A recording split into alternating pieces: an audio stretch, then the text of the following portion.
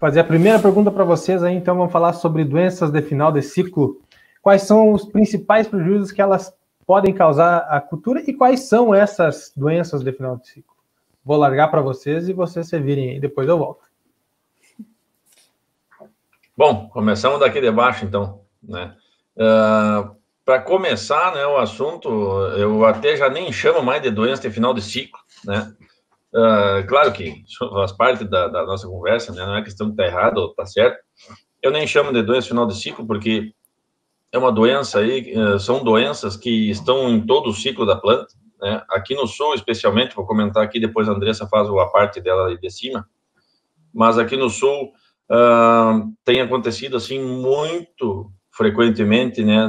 Desde a unifoliolada, já a presença de septória muito significativa, e cercóspora também num primeiro trifólio, e já causando, inclusive, abortamentos desses trifólios aí, alguma coisa já com antracnose, alguma área de histórico mais pesado. Em algumas situações do ano passado, aparentemente tem aumentado a própria cercóspora sorgina, né, que é muito fácil de confundir com deriva e tudo mais, mas em áreas onde eu acompanhei que não tinha possibilidade nenhuma de ser deriva, inclusive com uma evolução, demonstrando evolução, inclusive, para o terço médio dessas lesões, e mostrando ser questão de sorgina. Isso nos primeiros 35 dias da emergência dessa planta, né? Depois, essas doenças, entre aspas, elas regressam, né? Elas vão voltar, entre aspas, né? Na verdade, elas nunca saíram dali, da soja, mas elas vão retomar com uma agressividade bastante grande a partir do enchimento de grão, onde a cercóspora vai mostrar aquela característica de bronzeamento e depois o grão roxo, que hoje a gente já sabe que não é só Kikuchi, né? Já tem Flagelaris, já tem Sigesbeck, então já estão chamando de cercóspora SPP, porque são bastante espécies que estão ligadas a isso aí. Então, dentro de um cenário nosso geral aí, aqui talvez no sul a questão de mancha-alvo não seja tão representativa, de uma frequência tão alta como a Andressa deve comentar aí para o cenário centro-norte do país.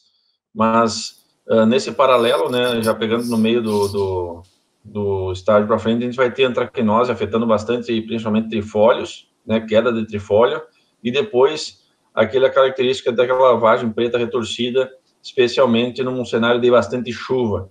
Se nós pegarmos uma situação de chuva, muito frequente, a gente vai ver isso aí se repetindo, né? Vai, Anderson.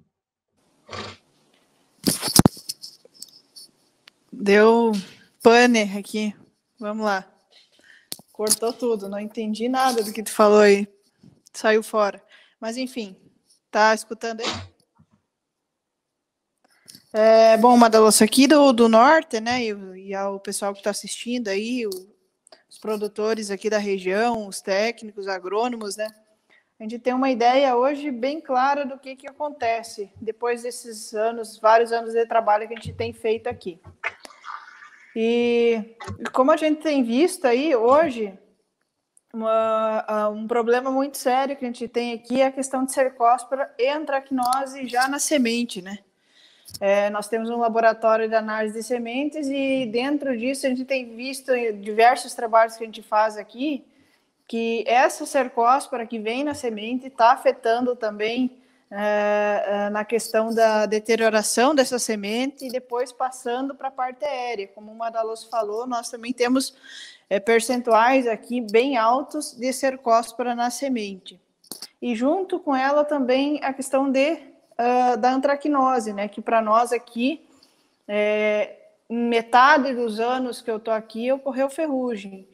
Mas todos os anos a gente tem cercóspora, tem antracnose, tem septória, corinéspora interferindo aí na questão da produtividade da soja.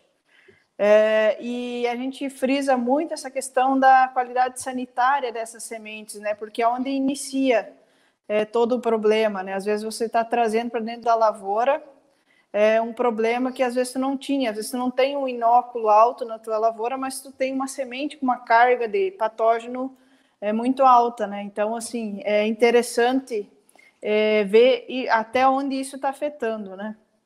E aqui a gente tem perdas bem significativas, aí, que vai de 10 até 17 sacos em anos que a gente tem condição climática favorável à doença e à planta também, né? Então, isso daí tem nos tirado, de certa forma, o sono aí, pensando em manejos e desenvolvendo trabalhos em cima disso para tentar reduzir esse inóculo que começa na semente, que não seria a doença de final de ciclo, né, Madaloso? E lá no final, depois de 60 dias, ela vai expressar o potencial dela de dano. Eu, Andressa, deixa eu te perguntar uma coisa. Eu sei que vocês têm um laboratório de sementes aí. Tu chegou a fazer alguma coisa dessa questão da cercóspora, semente com cercóspora visível, né, roxo, afetando ou não a germinação e emergência? A gente tem trabalhos aqui, Madaloso, até muito interessante tu pontuar isso, porque a gente tem visto que essas sementes com dano visível ou não, principalmente essa com o dano na região da radícula, ela tem afetado e aumentado bastante a deterioração por umidade na armazenagem. Quem salva a semente, né, uma parte que salva, ou a semente que vem para certificado, às vezes também tem um percentual alto, né? E isso a gente tem visto que está deteriorando na radícula. Esses trabalhos que a gente faz aqui de avaliação de tetrazóleo está verificando isso, né? A cercóspora deteriorando esse tecido, né? E afetando a questão da qualidade aí da semente. Às vezes ela ela tem uma qualidade fisiológica boa, mas devido à cercóspora, lá no final ela acaba deteriorando mais do que seria o normal daquele lote, né? Pelo que a gente vem acompanhando aí durante esses 5, 6 anos que a gente trabalha com análises de semente. Então, seria nesse sentido aí, Madaloso. Legal esse ponto aí, porque alguns trabalhos, tem muita gente que diz que não vai afetar em germinação e emergência, tem uns que diz que afeta no vigor, né? Mas isso eu observei, até tem um monte de fotos sobre isso daí, quando tu tem a semente roxa, né, aquela parte púrpura do tegumento, tu pode observar, se tu pegar e botar uma lupa, não precisa nem ser uma lupa muito grande, tu vê que tem várias estrias. Ela praticamente o tegumento, ele como se ele começa a ter fissuras e rachaduras, e eu acho que vai nessa linha aí que tu tá falando aí dessa deterioração, né? Porque eu até já peguei essas sementes aí, levei para fazer óleo e proteína na indústria, lá na Tristentos, principalmente, e deu uma diferença muito grande, deu quase 4% a menos de proteína no grão, quando tinha cercóspora visível, roxo, né, do que onde não tinha, do mesmo lote, né.